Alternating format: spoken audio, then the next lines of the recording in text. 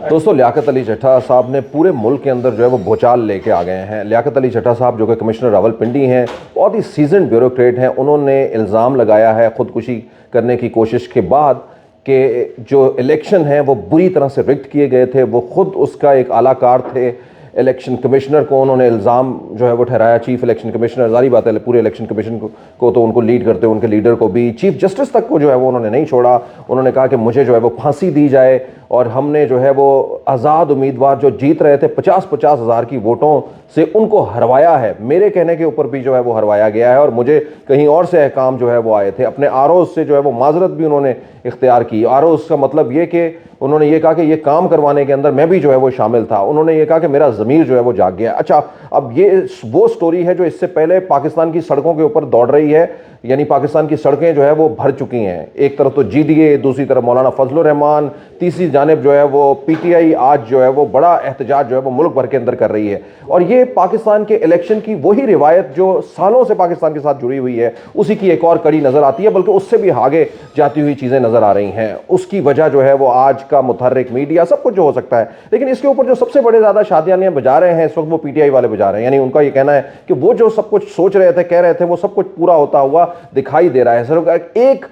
Region کے اندر اگر ایک کمشنر یہ کہہ رہا ہے کہ بھئی 10 13 سیٹس جو ہیں وہ یہاں سے ہروائی گئی ہیں۔ آپ کو پہلے بتا دوں کہ راولپنڈی کی 6 بڑی سیٹس ہیں اور 12 جو ہے وہ چھوٹی سیٹس ہیں، یعنی ٹوٹل 18 سیٹس ہیں۔ ان 18 میں سے اگر 13 سیٹس جو ہے وہ ہروائی گئی ہیں، اور یا اگر سمجھیے ایک درجن کے قریب، تو پھر کیا حالات ہوں گے وہاں کے۔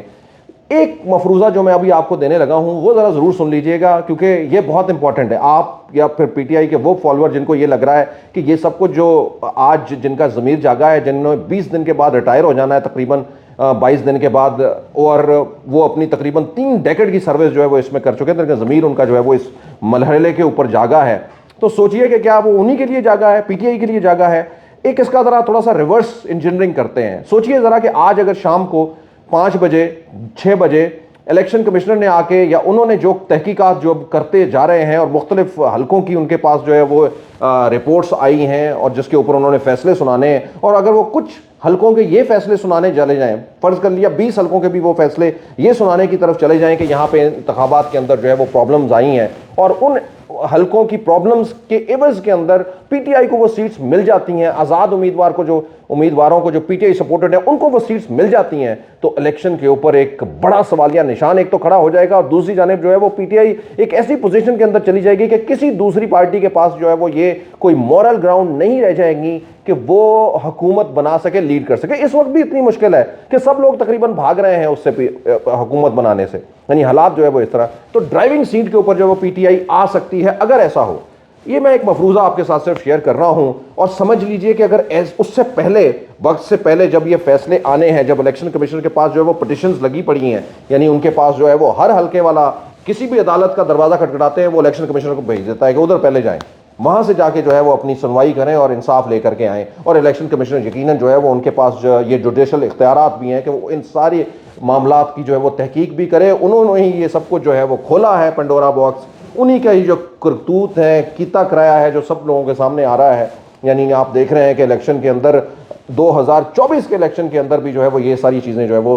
دیکھنے کو مل رہی ہیں لوگوں کو، جس کے بارے میں انہوں نے خود یہ کہا تھا کہ نہ تو کوئی انٹرنیٹ بیٹھے گا، بیٹھ بھی گیا تو ہمارا الیکشن مینجمنٹ سسٹم جو ہے وہ چلتا رہے گا، کوئی دیر نہیں ہوگی، اور پھر وہ سب کچھ ہوا جو لوگوں نے اس سے پہلے دیکھا رہا، یا اس سے بھی کچھ نہ کچھ چیزیں بڑھ کے جو ہے وہ سامنے نظر آئی۔ میں آپ کو اپنا ذاتی مشاہدہ تو اپنے کسی اگلے ویلاگ میں بتاؤں گا کہ آروز نے کیا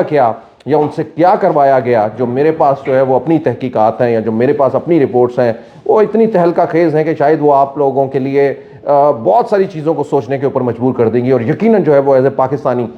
آپ کو یہ بھی پتہ لگے گا کہ ہمارا ڈیموکریٹک سسٹم جو ہے وہ کس جگہ کے اوپر کھڑا ہے۔ چلیے کس جگہ پہ کھڑا ہے، اس سے پہلے کہ میں آپ کو بتاؤں، میں آپ کو اکانومسٹ کی ایک جو ہے وہ رپورٹ بتاتا ہوں۔ 2022 کے اندر پاکستان کو وہ ڈیموکریسی انڈیکس کے اندر 105ویں نمبر کے اوپر لیتے تھے، یہ میں 2022 کی بات بتا رہا ہوں۔ آج جو ہے وہ دا اکانومسٹ جو ہے وہ جو دنیا کا ریلائبل ترین جو ہے وہ سورس ہے، انہی کے سورسز کی بنا کے اوپر آئی ایم ایف، دنیا کی بڑی بڑی آرگنائزیشنز جو ہیں وہ ریلائی کرتی ہیں، سوچتی ہیں، فیصلہ کرتے ہوئے دیکھتی ہوئی ہیں ان ساری کی رپورٹس کو۔ آج پاکستان اس انڈیکس کے اندر 118ویں نمبر کے اوپر کھڑا ہے، یعنی اس سال کے اندر جو ہے وہ پاکستان کی 13 درجے اور تنزلی ہوئی ہے۔ پاکستان کی. آپ نے جو ہے وہ 126 میں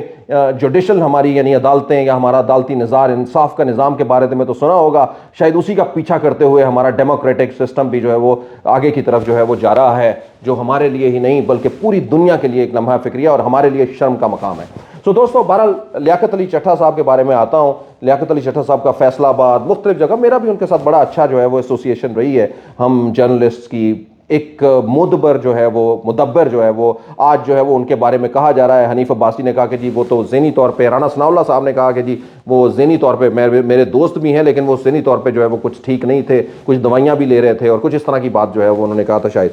تو یہ ساری چیزیں جو ہم ان پہ کی جا رہی ہیں. عامر میر نے آ کے یہ کہا کہ ان کی ذہنی حالت ٹھیک نہیں ہے, 13 مارچ کو جو ہے وہ ریٹائر ہونے جا رہے ہیں. تو یہ ذرا سوچئے کہ یہ کدھر سب چیزیں جو ہے وہ جا رہی ہیں. عام پاکستانی کے لیے, نوجوانوں کے لیے جو ایک امیدیں اس الیکشن سے دکھنی تھی, وہ امیدیں نہیں بلکہ وہ ان کے لیے اور وبال جان جو ہے وہ بنتا ہوا جا رہا ہے. اس وقت جب میں آپ سے بات کر رہا ہوں تو پاکستان کی سڑکوں کے اوپر پی ٹی آئی کے متوالے نکلے ہوئے ہیں اور وہ احتجاج کر رہے ہیں ریگنگ کے اوپر. جی ڈی اے نے کل بہت بڑا احتجاج کیا, جے یو آئی جو ہے وہ احتجاج کے اوپر کھڑی ہے, جماعت اسلامی احتجاج کے اوپر کھڑی ہے, پیپلز پارٹی جو خود اس وقت حکومت کا حصہ ہے وہ احتجاج کر رہی ہے, وہ بھی یہ کہہ رہی ہے, انہوں نے بھی جو ہے وہ دھرنا دیا. بلوچستان کے اندر میں آپ کو کیا کیا بتاؤں کون کون سی پارٹیز جو ہیں وہ اس وقت کہاں کہاں دھرنے, جس کو کوئی میڈیا نہیں دکھا رہا. تو یہ سارا کچھ جو ہے وہ دوستو ہو رہا ہے.